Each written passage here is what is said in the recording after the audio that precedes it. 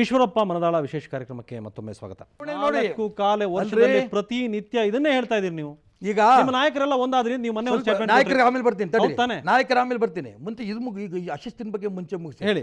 ನಮ್ಮ 110 ಇತ್ತು, ಹೊಸಬರು ತಂದ್ವಿ, 121 ತನಕ ಹೋದ್ವಿ. ಇವತ್ತು ಗೊಂದಲ ಮಾಡ್ತಾ ಇದ್ದಾರೆ. ಗೊಂದಲ ಮಾಡಿದ್ರು ಅಂತ ಅಂದ್ಕೊಂಡು ಯಾರೋ ಗೋವಾಕ್ಕೆ ಒಂದು 15 ಜನ ಹೋದ್ರು, ತಮಿಳ್ನಾಡಿಗೆ ಒಂದು 15 ಜನ ಹೋದ್ರು, ಇಲ್ಲಿ ಗಲಾಟೆ ಮಾಡ್ತಿದ್ದಾರೆ. ಕಿತ್ಕೊಂಡು ಸರ್ಕಾರ ಕಳ್ಕೊಂಡೇನೇನು? ಇದಿಷ್ಟಪಡ್ತೀರಾ ನೀವು? ಇದಿಷ್ಟಪಡ್ತೀರೇನ್ರಿ? ಸರ್ಕಾರ ಬಿದ್ದೋಗ್ಬೇಕು ಅಂತ ಇಷ್ಟಪಡ್ತೀರೇನ್ರಿ? ನಮ್ಗೆ ಸರ್ಕಾರನ ಉಳಿಸ್ಕೋಬೇಕು. ಸರ್ಕಾರ ಉಳಿಸ್ಕೋಬೇಕು. ನೀವು ಹಾಗಾದ್ರೆ ಅದನ್ನೇ ಹೇಳಿ, ನಮ್ಗೆ ಅಧಿಕಾರ ಮುಖ್ಯ, ನಾವು ಸರ್ಕಾರ ಉಳಿಸ್ಕೋಬೇಕು, ಸಿದ್ಧಾಂತ ಶಿಸ್ತು ಮುಖ್ಯ ಅಲ್ಲ ಅನ್ನೋದು ಅದನ್ನ ಹೇಳಿ ಹೋಗ್ಲಿ. ಅಟ್ಲೀಸ್ಟ್ ಅದಕ್ಕೆ ಹೇಳ್ತೀರಾ. ನೀವೇನ್ ಹೇಳ್ತಾ ಇದ್ದೀರಿ? 5 ವರ್ಷ ನಾವು ಅನೇಕ ವಿಚಾರಗಳು ನೋಡಿ, ಬಿಜೆಪಿಯನ್ನ ಈಶ್ವರಪ್ಪ ಅವರೇ ನಾವು ಫಾಲೋ ಮಾಡ್ತಾ ಇದ್ದೀವಿ. ನೀವು ಚುನಾವಣೆ ಪೂರ್ವದಲ್ಲಿ ಏನೆಲ್ಲ ಹೇಳ್ತಾ ಬಂದ್ರಿ ಅದನ್ನ ನೋಡಿದೀವಿ. ಅಶಿಸ್ತಿನ ಬಗ್ಗೆನೇ ಹೇಳ್ತಾ ಇದ್ದೀರಿ ನೀವು. ಅಶಿಸ್ತು ಸಣ್ಣ ಪುಟ್ಟ ಲೆವೆಲ್ ಬಿಡಿ. ಮೊನ್ನೆ ಕುಮಾರಸ್ವಾಮಿ ಕೂಡ ಒಂದು ಮಾತು ಹೇಳಿದ್ರು, ನಿಮ್ಮ ಮೂಡಿಗೆರೆ ಶಾಸಕರು ಇನ್ನೊಂದಷ್ಟು ಜನ ಜೈಲಿಗೆ ಹೋಗ್ತಾರೆ, ನಾವು ಆಗ ಮಂತ್ರಿ ಮಾಡಿ ಅಂತ. ಅದನ್ನೂ ಬಿಡಿ. ನೀವು ಮೊನ್ನೆ ಒಂದು ಸ್ಟೇಟ್ಮೆಂಟ್ ಕೊಟ್ರಿ, ನಾವು ನಾಯಕರೆಲ್ಲ ಒಂದಾಗಿದ್ದೀವಿ ಅಂತ.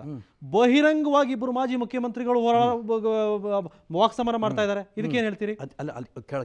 ಕೆಳಗಡೆದೆಲ್ಲ ಮುಗಿಸಿ ಆಮೇಲೆ ಬಹಿರಂಗಕ್ಕೆ ಬರ್ತೀನಿ. ನಮ್ಮ ಇಬ್ಬರು ಮುಖ್ಯಮಂತ್ರಿಗಳು, ಮಾಜಿ ಮುಖ್ಯಮಂತ್ರಿಗಳಿಂದ ಆಮೇಲೆ ಬರ್ತೀನಿ. ಫಸ್ಟ್ ನೀವು ಕ್ಲಿಯರ್ ಮಾಡ್ಕೋಬೇಕು, ರಾಜ್ಯ ಜನಕ್ಕೂ ಕ್ಲಿಯರ್ ಮಾಡಬೇಕು. ಮಾಡಿ. ಇಲ್ಲಿ ಅಶಿಸ್ತು ನಮ್ಮಲ್ಲಿದೆ ಅನ್ನೋದನ್ನು ಇಲ್ಲ ಅಂತಂದಿಲ್ಲ ನಾನು. ಗೊಂದಲ ಕೇಳ್ತಾ ಇದೆ. ಹೌದು, ಇತ್ತು ಅಂತ ಒಪ್ಕೊಳ್ಳಿ ಅಂತ. ಅರೆ 10 ಬಾರಿ ಹೇಳಿದ್ದೀನಿ, ಇನ್ನೆಷ್ಟು ಹೇಳಿ? ಎಕ್ಸಾಕ್ಟ್ಲಿ, ಹನ್ನೊಂದನೇ ಸರಿ ಹೇಳ್ತೀನಿ. ಆದರೆ ನಮ್ಮ ಪಾರ್ಟಿ ಪೂರಾ ಅಶಿಸ್ತಿನ ಪಾರ್ಟಿ ಅಲ್ಲ. ಅದು ನಿಮ್ಗೆ ಹೇಳ್ತಿರೋದು. 3-4 ಜನ ಗೊಂದಲ ಮಾಡ್ತಾ ಇದ್ದಾರೆ, 5-6 ಜನ ಗೊಂದಲ ಮಾಡ್ತಾ ಇದ್ದಾರೆ. ಇವ್ರನ್ನೂ ಇಟ್ಕೊಂಡು ನಾವು ಸರ್ಕಾರ ಮಾಡಲೇಬೇಕು. ಅಧಿಕಾರನೇ ಮುಖ್ಯ ಅಂದ್ರೆ ಅನಿವಾರ್ಯತೆ ಏನು ಅಂತ ಕೇಳ್ತಾ ಇದ್ದೀನಿ. ಸರ್ಕಾರ ಜನ ನಿಮಗೆ ಮತ ಕೊಟ್ಟಿರೋದು ಅಶಿಸ್ತು, ನೀವು ನಾವು ಶಿಸ್ತು ಮಾಡ್ತೀವಪ್ಪ, ಸರ್ಕಾರ ಕಳ್ಕೊಳ್ಳಿ ಅಂತನಾ? ಸರ್ಕಾರ ನೋಡಿ, ಜನ ನಮಗೆ ಸರ್ಕಾರ ಹಾಗಾದ್ರೆ ಯಡಿಯೂರಪ್ಪ ಅವರು ಒಂದು ಮಾತು ಹೇಳಿದ್ರು. ಯಡಿಯೂರಪ್ಪನಿಗೆ ಆಮೇಲೆ ಬರ್ತಿದ್ದೆ ಹೇಳಿ. 110 ಸ್ಥಾನವನ್ನ ಇದೇ ಜನ ನಮಗೆ ಕೊಟ್ಟಿದ್ದು, ಅಧಿಕಾರನೂ ಮಾಡಿ ಅಂದರು. ಎಲ್ಲಿಂದ ತರಬೇಕು? ಇಂಥವ್ರನ್ನ ತಗೋಬೇಕು ತಾನೆ. ಇಂಥವ್ರು ತೊಗೊಂಡಿದ್ದೀವಿ, ಇಂಥವ್ರು ಗೊಂದಲ ಮಾಡ್ತಾ ಇದ್ದಾರೆ. ಸರ್ಕಾರ ಹೋದ್ರೂ ಪರವಾಗಿಲ್ಲ, ನಾವು ಇವ್ರನ್ನ ಪಾರ್ಟಿಯಿಂದ ಕಿತ್ತಾಕ್ತೀವಿ, ನಾವು ಬದುಕು ಮಾಡಲ್ಲ. ನಾವು ತಡೀರಿ, ಪೂರ ಕೇಳ್ರಿ.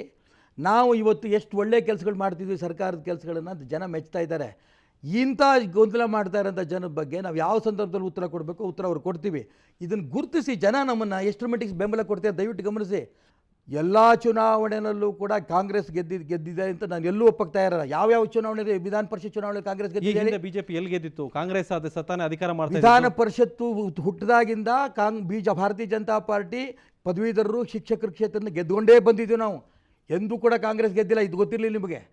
ನಾವು ವಿರೋಧ ಪಕ್ಷದಲ್ಲಿ ಇದ್ದಂಥ ಸಂದರ್ಭದಲ್ಲೂ ಕೂಡ ನಮ್ಮ ಜೊತೆಗೆ ಇದೇ ಜನ ಇದ್ದರು. ಆಡಳಿತ ಪಕ್ಷದಲ್ಲಿ ಬಂದ ಮೇಲೂ ಕೂಡ ಇದೇ ಜನ ಇದ್ದರು. ನಾನು ಹೇಳಕೊಟ್ಟಿರೋದೇನು ಅಂತಂದರೆ, ಆ 6 ಕ್ಷೇತ್ರದ ಚುನಾವಣೆ ಆಗ್ತಾ ಇರೋಂಥ ಸಂದರ್ಭದಲ್ಲಿ, ಶಿಕ್ಷಕರು ಪದವಿ ಚುನಾವಣೆಯಲ್ಲಿ ನಮ್ಮ ಪಕ್ಷ ರಾಜಕಾರಣದಲ್ಲಿ ನೆಲ ಕಚ್ಚೋಗಿತ್ತು. ಗೊಂದಲ, ಅಶಿಸ್ತು, ಏನಪ್ಪ ಈ ಪಾರ್ಟಿ ಹಿಂಗೆ ಬಡ್ದಾಡ್ತಿದ್ದಾರೆ ಅನ್ನೋದನ್ನು ರಾಜ್ಯ ಜನ ಇರಬೇಕಾದ್ರೆ, ಅದೇ ಮತದಾರರು 6 ಕ್ಷೇತ್ರದಲ್ಲಿ 5 ಕ್ಷೇತ್ರವನ್ನು ಭಾರತೀಯ ಜನತಾ ಪಾರ್ಟಿ ಗೆಲ್ಲಿಸಿದ್ರು. ಯಾಕೆ ಗೆಲ್ಲಿಸಿದ್ರು ಅಂದರೆ, ಇವರು ಸ್ವಲ್ಪ ಗೊಂದಲದಲ್ಲಿ ಮಾಡೋಂಥ ಜನ ಇದ್ದಾರೆ. ಇವ್ರಿಗೂ ನಾವು ಉತ್ತರ ಕೊಡಬೇಕು. ಇವತ್ತಿಲ್ಲ ನಾಳೆ ಈ ಪಾರ್ಟಿ ಮತ್ತು ಆ ಒಂದು ಅಧಿಕಾರಕ್ಕೆ ನಾವು ತರಬೇಕು ಅನ್ನೋ ವಿಶ್ವಾಸದಲ್ಲಿ ನಮ್ಗೆ ಓಟ್ ಕೊಟ್ಕೊಂಡು ಬಂದಿದ್ದಾರೆ.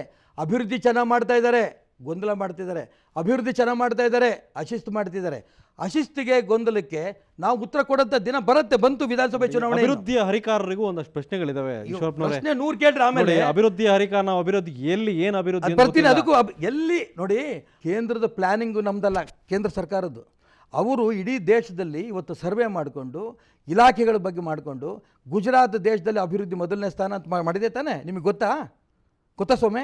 2ನೇ ಸ್ಥಾನದಲ್ಲಿ ಭಾರತೀಯ ಜನತಾ ಪಾರ್ಟಿ ಕರ್ನಾಟಕ ಇದೆ. ನಿಮ್ಗೆ ಗೊತ್ತಿದ್ರೆ ಗೊತ್ತು ಅಂತ ಹೇಳಿ, ಗೊತ್ತಿದ್ರೆ ಹೇಳಿ. ಕಾಂಗ್ರೆಸ್ ಇಲ್ಲಿಗೂ ಏನು ವ್ಯತ್ಯಾಸ ಇದೆ ಕೇಳ್ರಿ. ಅವ್ರಿಗೆ ನೀವು ಶಬಾಸ್ಕಿರಿ ಕೊಟ್ಕೊಳ್ಳಿ, ನಿಮ್ಗೆ ಅವ್ರು ಕೊಟ್ಕೋತಾರೆ. ಯಾರಿಗಾರು? ಕಾಂಗ್ರೆಸ್ಗೆ ನೀವು, ನಿಮಗೆ ಕಾಂಗ್ರೆಸ್ ಅಲ್ರಿ. ಕೇಂದ್ರ ಸರ್ಕಾರದ ಪ್ಲಾನಿಂಗ್ ಬೋರ್ಡ್, ಅದು ಕಾಂಗ್ರೆಸ್ಸಿನ ವ್ಯಕ್ತಿಗಳದ್ದಲ್ಲ, ಯಾವುದೇ ಪಕ್ಷದ ಅಲ್ಲದೆ ಇರೋಂಥ ಬೋರ್ಡ್ ಅದು. ಅವರು ಇವತ್ತು ಸರ್ವೆ ಮಾಡ್ಕೊಂಡು ತೀರ್ಮಾನ ಮಾಡಿದ್ದಾರೆ. ನೀವು ಅದಕ್ಕೆ ಪ್ರತಿಯೊಂದು ಅಡ್ಡದಾರಿನಲ್ಲೇ ಹೋಗಿ ನಮ್ಮ ಸರ್ಕಾರ ತಪ್ಪು ಮಾಡಿದೆ, ನಮ್ಮ ಪಕ್ಷ ಸರ್ಕ್ ಮಾಡಿದೆ, ಇದನ್ನೇ ಹುಡುಕಿ ರಾಜ್ಯ ಜನಕ್ಕೆ ಸುವರ್ಣ ಟಿವಿ ನೀವು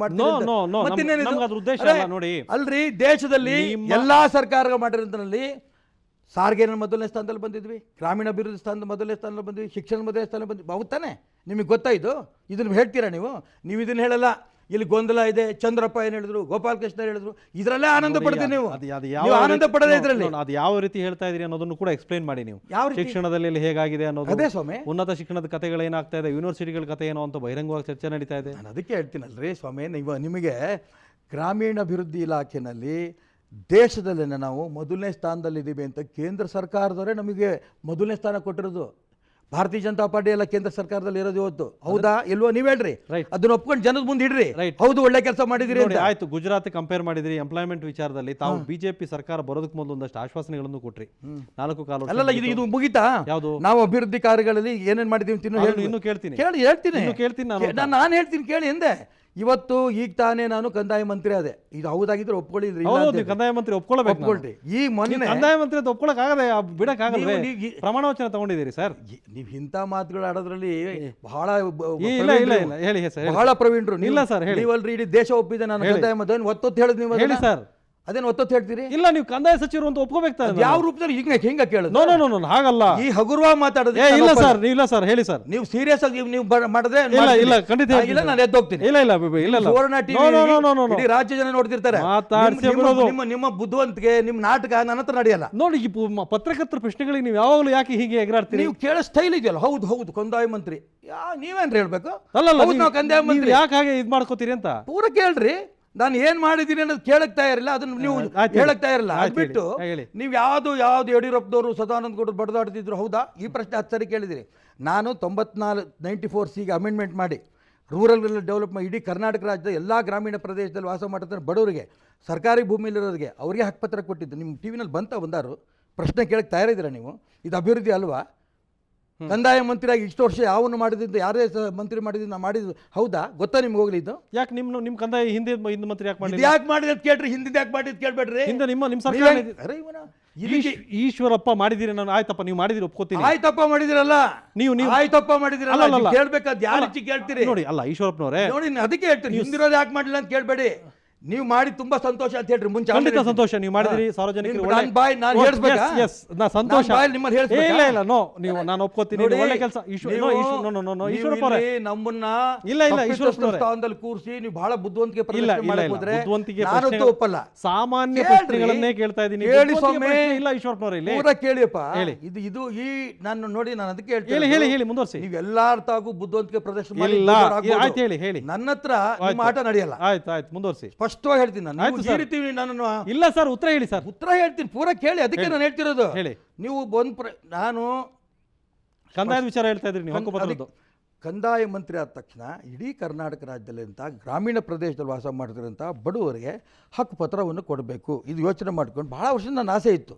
ಕಂದಾಯ ಮಂತ್ರಿ ಆದ ತಕ್ಷಣ ಮೊನ್ನೆ ವಿಧಾನಸಭೆಯಲ್ಲಿ ಕಾಂಗ್ರೆಸ್ನವರು JDSನವರು ಸರ್ವಾನುಮತದಿಂದ ಒಪ್ಪಿಗೆ ಕೊಟ್ಟು ಶಬಾಷರಿ ಕೊಟ್ಟರು. ಇದಕ್ಕೆ ನಿಮ್ಗೆ ಖುಷಿ ಇಲ್ಲ? ಅದು ಇದೆ, ಎಲ್ಲಿದೆ ಪ್ರಶ್ನೆ? ಒಂದರ ಕೇಳ್ತೀರಾ? ಅದಕ್ಕೆ ಈಶ್ವರಪ್ಪನವರು ಯಾಕೆ ಬರ್ಬೇಕಾಯ್ತು ಅಂತ ಕೇಳ್ತಾ ಇದ್ದೀನಿ. ಯಾಕೆ ಬರ್ಬೇಕು? ಇಂದ್ರು ಬೇರೆ ಒಳ್ಳೇದು ಮಾಡಿದ್ದಾರೆ. ಉದಾಹರಣೆಗೆ ಸದಾನಂದ ಗೌಡರು ಮುಖ್ಯಮಂತ್ರಿ ಆಗಿದ್ದಂಥ ಸಂದರ್ಭದಲ್ಲಿ ಸ್ಲಮ್ ಬೋರ್ಡ್ಗಳಲ್ಲಿ ಈ ಸ್ಲಮ್ಮಲ್ಲಿ ವಾಸ ಮಾಡ್ತಿರೋದು ಬಡವರಿಗೆ ಹಕ್ಕುಪತ್ರ ಕೊಟ್ಟರು. ಯಾಕಂದ್ರೆ ಅದ್ರ ಹಿಂದಿನವ್ರು ಕೊಡಲಿಲ್ಲ, ಕೊಟ್ರಪ್ಪ. ಇವ್ರು ಬರಬೇಕು, ಇವ್ರು ಕೊಟ್ಟರು. ಯಡಿಯೂರಪ್ಪನವ್ರು ಬಂದಂಥ ಸಂದರ್ಭದಲ್ಲಿ ಎಲ್ಲ ರೈತರಿಗೆ 1% ಅಂತ ಬಡ್ಡಿ ಕೊಟ್ಟರು. ಯಾಕೆ ಹಿಂದಿನವ್ರು ಕೊಡಲಿಲ್ಲ? ಅರೆ, ಒಂದೊಂದು ಸರಿ ಒಂದೊಂದು ಅಭಿವೃದ್ಧಿ ಆಗ್ತಾ ಇರೋದು. ನೀವು ಅಭಿವೃದ್ಧಿ ಹರಿಕಾರರು ಅಂತ ಅನ್ಕೋತಾ ಇರೋರು ಏನು ಮಾಡಿದ್ರಿ? ಪ್ರಶ್ನೆ 1% ದೇಶದಲ್ಲಿ ಯಾರು ಕೊಟ್ಟಿದ್ರು ರೈತರಿಗೆ? ಈ ಕೊಳಚೆ ಪ್ರದೇಶದಲ್ಲಿ ವಾಸ ಮಾಡ್ತಾ ಹಕ್ಕುಪತ್ರ ಯಾಕೆ ಹಿಂದೆ ಸರ್ಕಾರಗಳು ಕೊಡಲಿಲ್ಲ? ಯಾಕೆ ಈ 94C ಬಡವರಿಗೆ ಅಮೆಂಡ್ಮೆಂಟ್ ಮಾಡಲಿಲ್ಲ? ಇದೆಲ್ಲ ಅಭಿವೃದ್ಧಿ ಅಲ್ವಾ? ಅಭಿವೃದ್ಧಿ ಹರಿಕಾರರು ಪ್ರಶ್ನೆಗಳು ಕೇಳಪ್ಪ. ಏನು ಕೇಳ್ತೀಯ ಕೇಳ್ರಿ, ಪ್ರಶ್ನೆ ಹೇಳ್ತೀನಿ, ಉತ್ತರ ಎಲ್ಲಿ? ನೀವು ಒಂದು ನಿಮಿಷ, ಅದು ಪ್ರಶ್ನೆ ಕೇಳಕ್ ಮೊದಲು ವಿದ್ಯುತ್ ವಿಚಾರ ಮತ್ತು ನೀವು ಕೊಟ್ಟಿದ್ದ ಕೆಲವು ಆಶ್ವಾಸನೆಗಳ ವಿಚಾರವನ್ನು ಕೂಡ ಕೇಳಬೇಕಾಗಿದೆ. ಈ ರಾಜ್ಯಕ್ಕೆ ಸಂಬಂಧಪಟ್ಟಂತೆ ಚುನಾವಣೆ ಪೂರ್ವದಲ್ಲಿ ತಾವು ರಾಜ್ಯ ಜನಕ್ಕೆ ಕೆಲವು ಆಶ್ವಾಸನೆಗಳನ್ನು ಕೊಟ್ಟು ಬಂದ್ರಿ. ಆ ಆಶ್ವಾಸನೆ ಈವನ್ ಟುಡೇ ಅದನ್ನು ಪೂರ್ತಿ ಮಾಡಿಲ್ಲ. ಅದಕ್ಕೆ ಪ್ರಶ್ನೆ ಕೇಳ್ತೀನಿ ಸರ್, ಅದನ್ನೆಲ್ಲವನ್ನು ಕೇಳ್ತೀನಿ. ಅದಕ್ಕೆ ಮೊದಲು ಒಂದು ಚಿಕ್ಕ ಬ್ರೇಕ್.